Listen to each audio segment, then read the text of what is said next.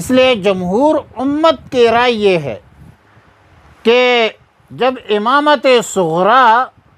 کے لیے عورت نااہل ہے اور نماز کی امامت، عید کی نماز کی امامت اور دیگر امامت کے لائق نہیں ہے، قابل نہیں ہے، نااہل ہے، تو امامت کبریٰ کے لیے بطریق اولیٰ یہ نااہل ہے اور ناجائز ہے۔ ہمارے مملکت خداداد پاکستان، اسلامی جمہوریہ پاکستان میں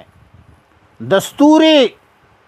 آئینی بڑا عہدہ، سب سے بڑا عہدہ صدر مملکت کا عہدہ ہے، اور ہمارے قانون کے مطابق،